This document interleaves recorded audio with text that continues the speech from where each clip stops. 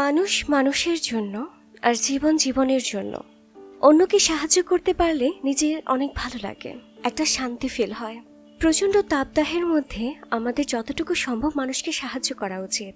আমরা যারা একটু ভালো আছি, দিনমজুর বা রিকশাওয়ালার চাইতে, তারা কিন্তু একটু চাইলেই তাদেরকে একটু সাহায্য করতে পারি, তাদের মুখে হাসি ফোটাতে পারি।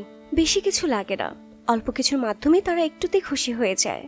আর এটাই যেন আমাদের প্রাপ্তি। আমি আমার পক্ষ থেকে যথাসম্ভব চেষ্টা করেছি তাদেরকে একটু ঠান্ডা পানি দেওয়ার জন্য এই কড়া রোদের মধ্যে। আমি এটা শিখেছি আমার আম্মুর কাছ থেকে। আম্মু এই পৃথিবীতে নেই অনেকটা দিন হলো। আম্মুকে ভুলতে পারা অসম্ভব। আমি ছোটবেলা থেকেই দেখেছি আম্মু নিজের চাইতে অন্যকে বেশি সাহায্য করত।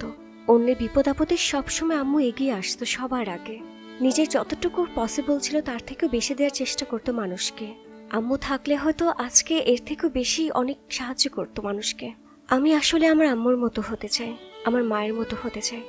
মানুষের পাশে থাকতে চাই, তাদের সাহায্য করতে চাই। একটা শান্তি লাগে। হয়তো এই শান্তিটার জন্যই আমি ছোটবেলা থেকেই দেখেছি আম্মু মানুষকে অনেক বেশি সাহায্য করত। ভিখারির সাথে একই থালায় ভাত খেত, একই ফ্লোরে বসতো। আম্মুর কথা মনে করে আজকে নিজের প্রচেষ্টাতে অন্যদের একটু মুখে হাসি ফোটানোর চেষ্টা করেছে। আম্মু হয়তো এই ভিডিওটি দেখছে না, তারপরও বলবো অনেক অনেক বেশি ভালোবাসি মা। এভাবেই মানুষের পাশে থেকে তোমার মনের স্বপ্নগুলো পূরণ করতে চাই। আই লাভ ইউ আ লট মা। প্রতিটা মুহূর্ত, প্রতিটা সেকেন্ড তোমাকে মিস করি মা। আমি যখন মানুষকে এই পানিগুলো দিচ্ছিলাম তখন প্রতিটা সেকেন্ডে তোমার কথা মনে হচ্ছিল। তখন মনে হচ্ছিল যদি আজ তুমি বেঁচে থাকতে তাহলে তুমি এটা দেখে অনেক বেশি খুশি হতে। আমার এই ভিডিওটা করার একমাত্র কারণ হচ্ছে এই ভিডিওটা দেখে যদি কোনো একজন মানুষ যদি অন্য একজন মানুষকে সাহায্য করে তাহলে এই ভিডিওটার সার্থকতা।